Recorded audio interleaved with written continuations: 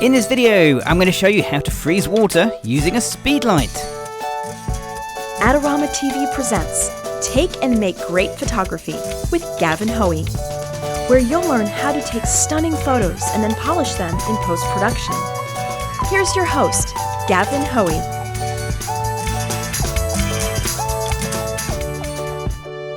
Hello, I'm Gavin Hoey and you're watching Adorama TV, brought to you by Adorama, the camera store that has everything for us photographers. Now today it is boiling hot here in the studio, probably one of the hottest days of the year as the UK is having a wonderful mini heat wave. So this is the perfect day for getting out some water and start throwing it around the studio because we're going to do a real wet-based photo tutorial. Now, before anybody worries, this is not red wine, this is actually just water with a bit of red food colouring. In fact, here in the UK, it is illegal to waste red wine by throwing it around for the purposes of photography. So the idea is actually really simple. I'm just going to get the glass, I'm going to give it a bit of a shake, the water will come out and we'll photograph the results. We'll then take 2 or 3 of the best pictures into Photoshop and create the final image. So let's start by running through the equipment we're going to need. Now, of course, it all really starts over here with the camera. So this is the Canon 60D, and the reason I'm using the Canon 60D today is because this whole thing is going to be run by flash, one single speed light. And to trigger the speed light, I'm going to use the 60D's built-in little pop-up flash, which will act as a master. All I need to do is just dive into the menu system and set that correctly. So we'll go into the menu and we'll turn the flash on to be the master to control the speed light for off-camera flash. Now for the lens, I'm using my old favourite, my Canon 24-105. There's one advantage to this particular lens today, it's weather sealed, and that might just come in handy. I'm not expecting the water to fly as far as the lens here, but it's always just nice to know. So that's the camera setup, but the most important bit of this whole thing is going to be over the other side, and it's the flash.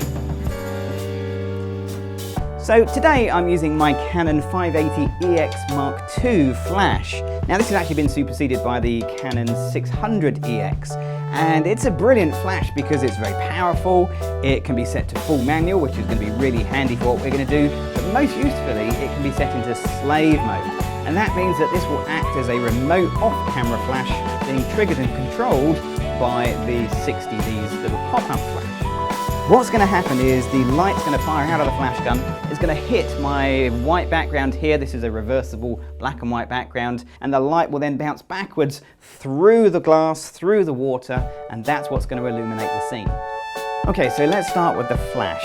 Today is not a day for ETTL. I want to be in complete control and I want to have consistent results. So I'm going to work in manual on the flash. And I'm going to turn the flash power down to about 1/8 power.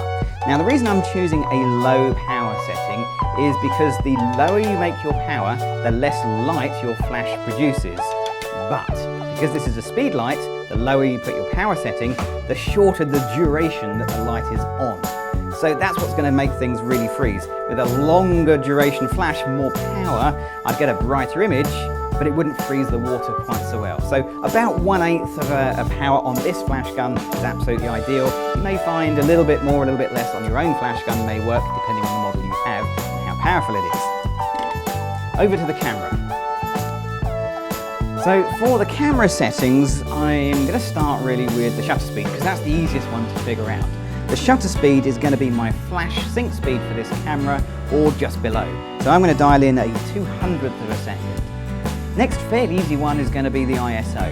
I've set that flash quite low, about an 8th power, so I'm going to need a little bit more ISO than perhaps I would normally like to compensate for that. But at 400 ISO, the 60D is a brilliant camera, works just fine, as do most modern SLR cameras at 400 ISO. So what about the aperture? That's the one that I'm going to juggle up and down to try and get this white background to actually come out white. So let's just frame up the shot and see what we get. Okay, so I'm on f11 at the moment, and when I take a picture at f11, what I get is a background that isn't particularly white. I mean, it's mostly grey and then getting even darker at the corners. So let's try something different. Let's go to the other end of the scale somewhat. Let's try f5.6. So that's 2 stops more light coming into the camera. And that, yeah, okay, well that's really, really white. That's probably a little bit too much. So maybe in the middle might be good. Let's try F8, slap bang in the middle of the two. And yeah, I can see on the back of the camera here that I've now got a nice amount of blowout on the white areas, but it's not perfectly white all over. So I reckon we can open up another third of a stop, F7.1, and that should hopefully give me a nice happy medium, and that's beautifully white everywhere I want it to be. So that is the settings in the camera done and fixed. They're not going to change. Now I need to sort out the focusing, because there's nothing worse than standing here taking the picture and throwing the water in the air and then finding that the camera didn't take the picture because it was hunting for focus. So we've got to put it into manual focus, and first we've got to get everything in focus. So around we come, and I'm going to frame it up so it's right at the bottom of the screen, because the water's going to go up in the air, so I'm going to need that extra space to capture the water coming up. Okay, and once you've got it in focus, all you need to do then is switch from autofocus to manual focus, and you're set. Okay, so that's everything ready to go. I've got my little remote release cable I can reach, and we'll get rid of the water. We'll need some of that in a minute. And then all I need to do is start making a mess. Now, before I actually start making a real mess, let's just test everything's working. I'll put that in the middle, take a shot. Did the background light fire? Yes, it did. So I'm happy that everything is set up the way it should be. So now all I need to do is to give this a little bit of a chuck in the air, and fingers crossed this will be perfect first time out. Not a chance. But here we go, ready? And now you can see why I'm wearing old clothes, because this is a seriously wet and messy job. Okay, how did that work? Pretty good, not bad at all. I just lost the top of that one, and that's something that's going to happen quite often. Okay, I was a little bit high, so I shall start a little bit lower. Again, here we go. Completely covered. And let's have a little look. Those very, very close to being right. We've just lost the height a little bit, so I'm actually going to zoom the camera out a wee bit more. Okay, so we'll just give myself a little bit more room there. Now, if you zoom the camera out, what you've got to remember is you're going to have to refocus, because most lenses, when you zoom, will change the focus slightly. So keep that in mind. Let's just refocus. Okay, so I've set the zoom a little bit wider. Let's just test everything, make sure it's still working. Yeah, okay, so we're good to go.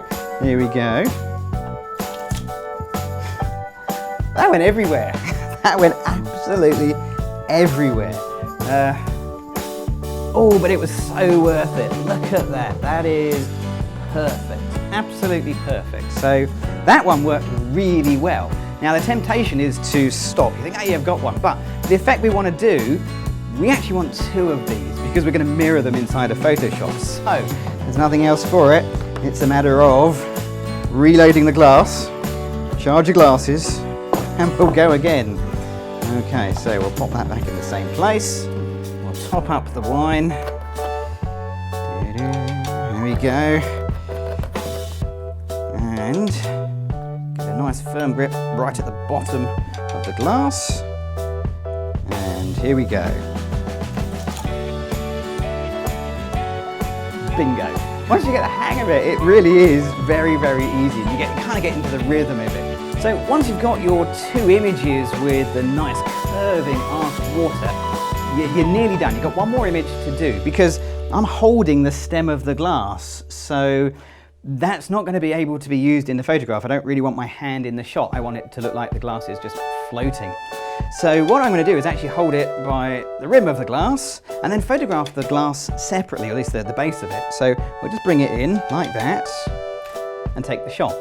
Now it's really important when you do this that you don't change the camera settings, don't zoom it anymore, don't move it anymore, and keep this in exactly the same plane so it's in focus. Okay, so next thing to do is just get those 2 or 3 photographs, the best ones, into Photoshop, and then we'll simply put them all together and create the final image. But before I jump into Photoshop, I think I better tidy up a little bit, because it's a little bit of a mess in here. Well worth it though, I think. So I'm going to be using 1, 2, 3 images to make the whole thing. And what I've done is I've already put these through RAW, and to be honest, in RAW I didn't really do anything. I just added a bit of clarity, not surprisingly, and I really punched up the vibrance as well because I like a nice punchy colour. I've also made a blank document about 4,000 pixels on each side, and that's where I'm going to add in the individual parts to create the whole picture. So let's go grab one of those parts. It's going to be this splash right here, which just came out absolutely perfectly. Now I'm going to select it with the rectangle marquee, like that, and I'm just going to get the important bits of the picture, which is the splash. Don't need my hand, and certainly don't need anything around it. So I wasn't worried about those areas around it. They're not adding to the picture at all. So all I need to do is copy that, jump over to the blank document that I made earlier, and then edit and paste it in. So that gives me one of my splashes, like so. Let's go grab the other one, which is this one right here. And again, we'll just select that like so, and then I'll copy it, jump over to my blank document, and paste it in.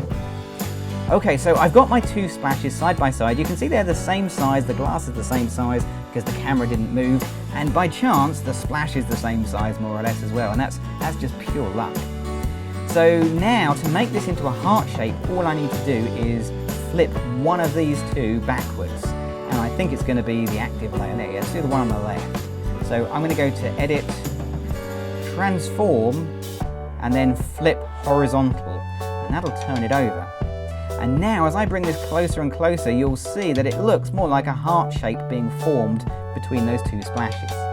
Trouble is, if I go really close together where I want to be, then the white background covers up part of that splash. Now there were 2 reasons I wanted that background to be pure white, and the trouble we went to in the camera to make sure that was true. First reason is it just looks fantastic on a clean white background. But the second reason is if I change the layer blending mode, which is currently on normal, and I change it to multiply, anything pure white becomes transparent. And now I can go as close as I like. I can even overlap them if I wanted to.